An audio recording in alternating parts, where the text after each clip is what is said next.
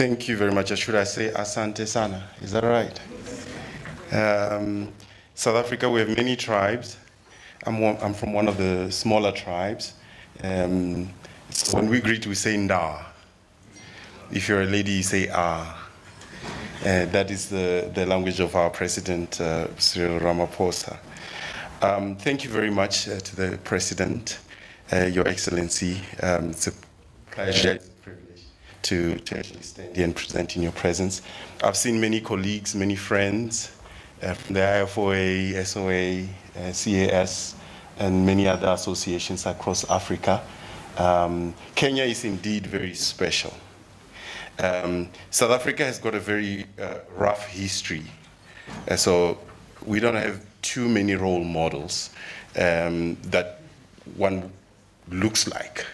So when one comes to Kenya, and then you find that very big entities are run by people that look like you, it actually is something quite special. But at the same time, there's a lot that we still and we have a lot to offer as South Africa. But I agree with the contribution that with the contribution that Kenya can make, Kenya is making in Africa. So to be here when we're talking about this topic is for me a very great opportunity. And there's a special opportunity, redefining actuarial contribution to society. Is my presentation ready? There. So what I'll be talking about, and I want to take about 20 or so minutes, talking about serving the public interest, which encapsulates a lot of what we've heard today. And I can even link it back to the presentation, the last presentation from yesterday that spoke about doing work in an area where you don't have experience. We'll look at the role of professional bodies in the space, and then how we as the Actuarial Society of South Africa have engaged in this. And then also some considerations for yourselves here as task, and then I'll conclude as such. We worked on a presentation, a paper. We did a paper with my co-author, Simon Lowe, that was published by the ICA. We presented at the International Congress of Actuaries in May of this year. And I thought it was an okay paper. And we were surprised. I was surprised when I got an email early morning to say, hey, are you going to be sitting in front at the Congress because we need you to be there? I was like, no, I didn't fly into Australia. I'm at home. I'm in South Africa. And we were very pleasantly surprised when we got the best prize for that paper in that category of professionalism and ethics.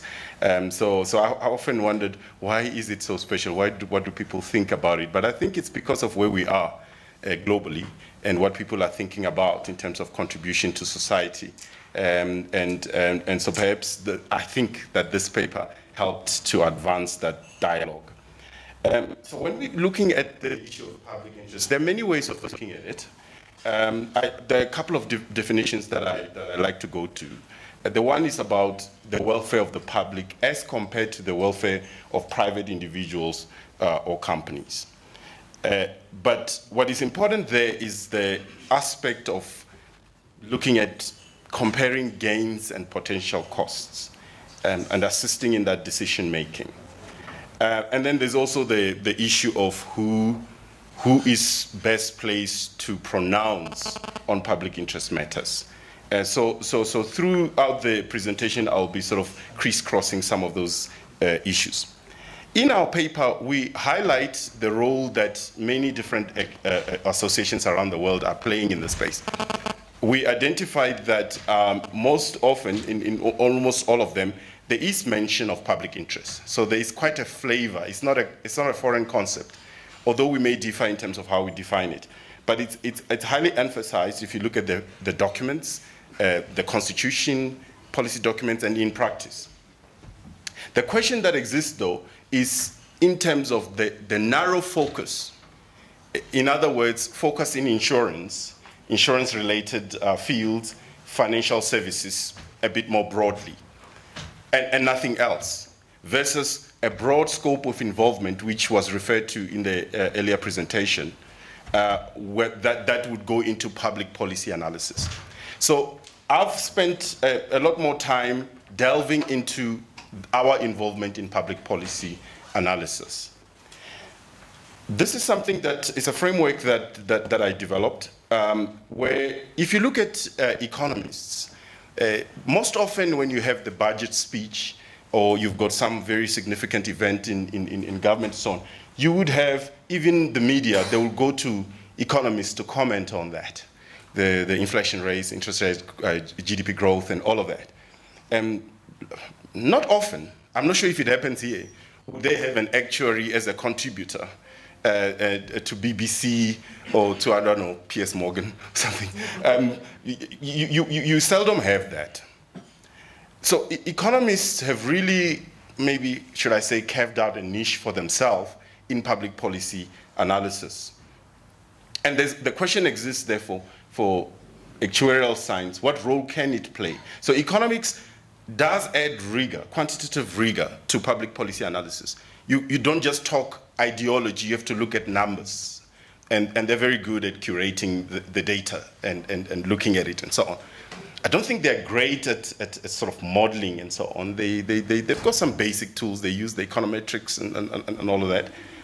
But we have to ask questions about, can actuarial science contribute in a similar way, although obviously unique to the kind of skills we have?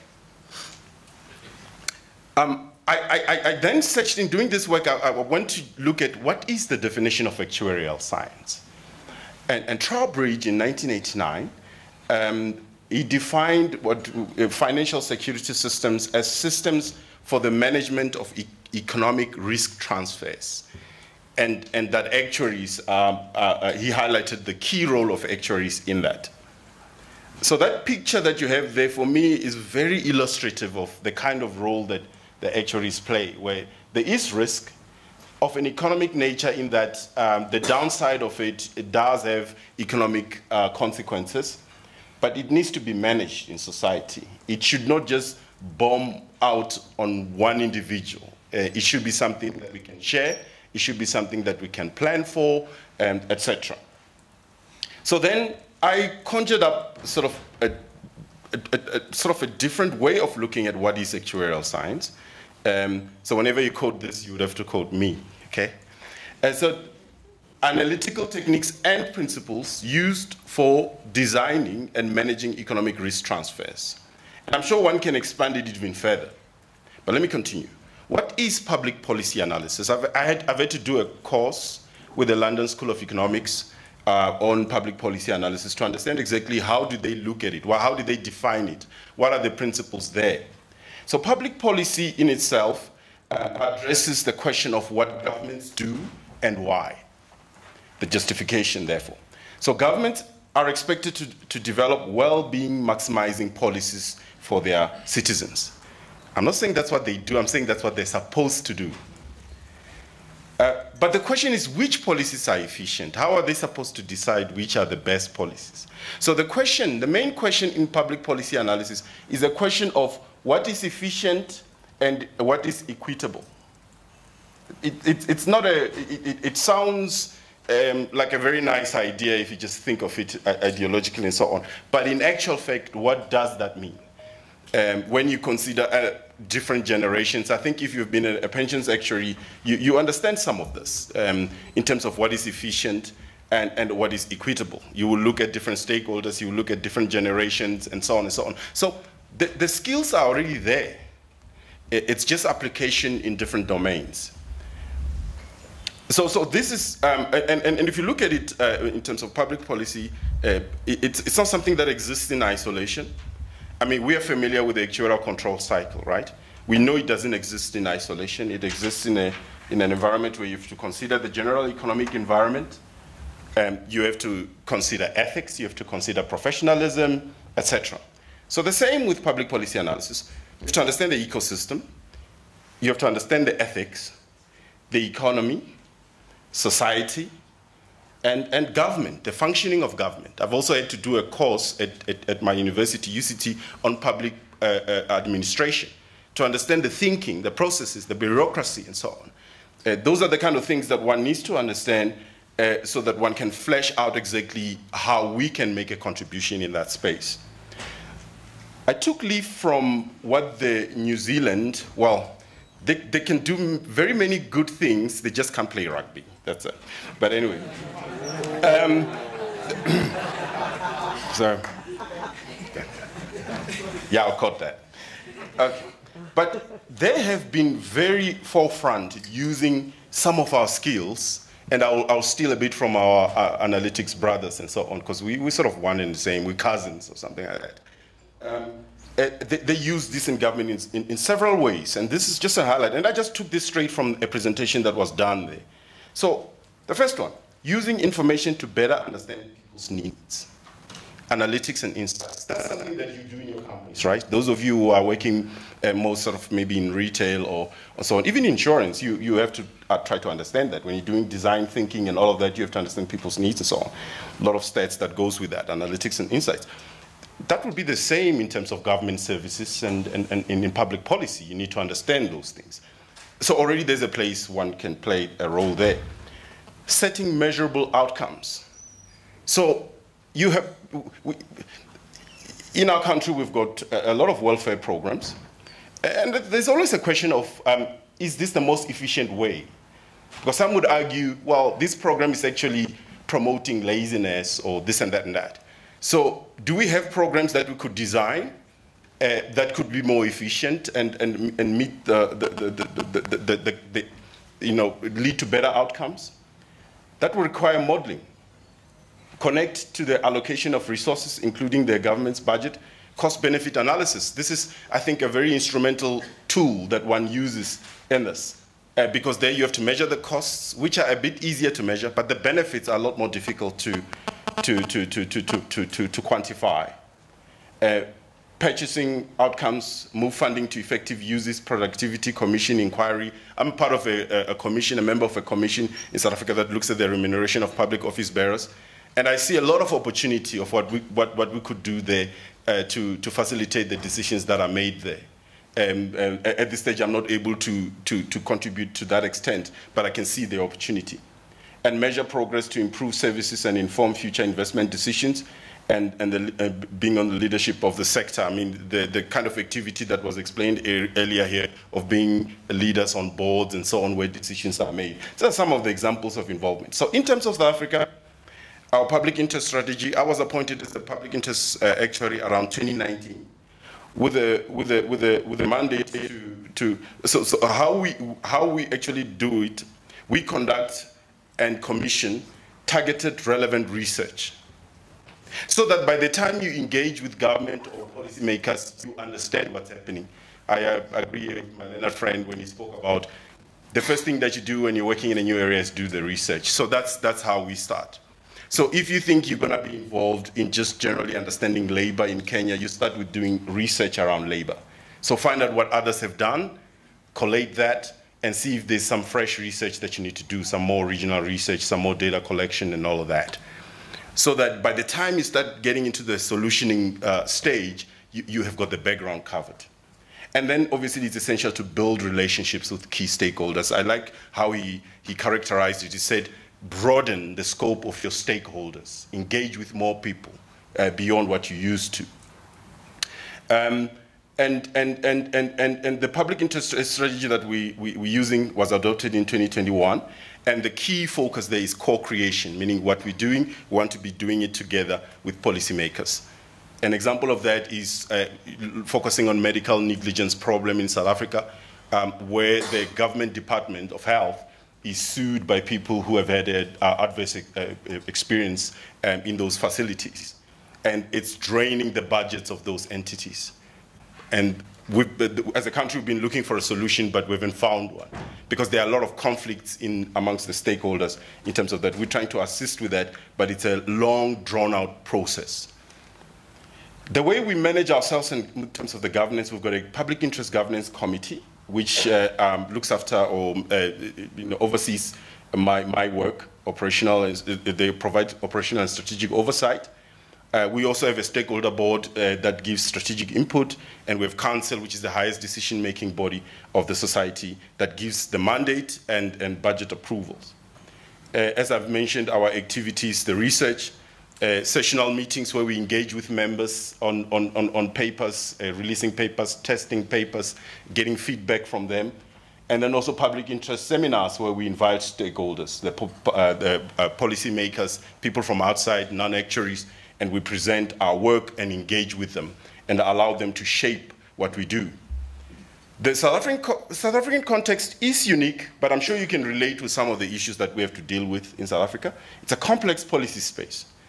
I often say that the public policy space is a product design situation on steroids. If you think product design is difficult for an insurance company, it's a lot more difficult in a public policy setting. The stakeholders are manifold. There are too many. The interests are too many. The constraints are too many. There's a lot. It's an interesting space, and that's how we should look at it. If you are intelligent, as I suppose many of us should be, then this should be an area where we have an interest in. High unemployment, electricity supply shortages. I'm sure you can relate with that. You've got hydropower. We're struggling. We get something called load shedding. I'm sure you don't even know what that is. So some hours in a day you don't have electricity, so you ration it. You wouldn't think that the biggest economy in South Africa, well, it's no longer the biggest economy in Africa, but we suffer from that. But we're dealing with that. And an overstretched public sector. There are opportunities there in assisting with planning, costing, designing, and the management of trade-offs, stakeholders, risks, and so on. Recently, I did some work. I was working with a task team of the Higher Education Department, and they're looking at student funding solutions. There is a student funding program that runs and looks after students from lower income families. So they're looking for ways to provide more to those that are higher than that income bracket. So they have to look at various ways, and they needed somebody to help them with the conceptualization of that.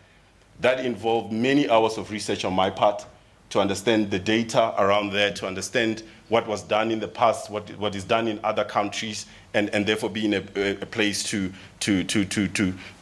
look at a couple of solutions for them. And that is still work that is ongoing. The many aspects that one can get involved in. There are challenges in this work. It's long drawn out. It's the public policy making process is quite long. It's iterative. There are a lot of conflicts, naturally. And it's very difficult to maintain objectivity because most often, as good humans, we look after ourselves and our own.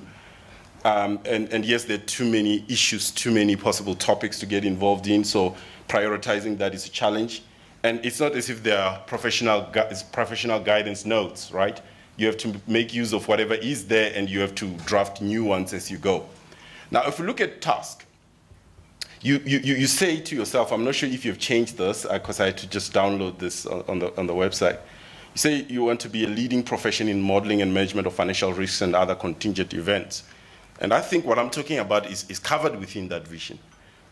And the way you've set yourselves up, you've got these working parties that act as a sort of source of expertise in related matters, and they champion the interests of practice area members, technical input to consultation responses, and promote stakeholder awareness. It's a matter of whether you should have a working party that focuses on public policy, or even more specifically, whether you should have working parties that focus on certain topics. That is something that you would need to just discuss among yourselves exactly how you approach this. And then your constitution talks about to promote and improve education of financial consumers and raise public interest issues. Consider actuarial aspects of legislation, existing and proposed, and do all lawful things conducive to the attainment of constitutional objects. So I don't think there's a challenge in terms of your constitution to engage in this type of work. It's really just a will you need to exercise and perhaps some volunteering, the resources to get going in the space. Clearly, government sees a role for you, and therefore there should be no excuse. So, should task engage in public policy issues? That's for you to answer. Should it be narrow or broad? That's a question you need to answer. And how do you create capacity to do that? And how best do you engage? Is it the existing working parties or something new? Volunteers or paid work? You know your own resources, your own budget constraints, etc., and what to do next. So those are the issues that I thought I should share with you. There's a global public interest emphasis when you look at all the societies. The SOA, the American Academy of Actuaries, even the Australians are really, they've done a lot of work in that space. And there's that choice you need to make, whether you go narrow, or you stick to the narrow, or you broaden your horizons in terms of that. And understand actuarial science and public policy analysis. I shared a lot on, or a bit on our strategy as ASA, and the considerations for task. And that's my presentation. Thank you very much.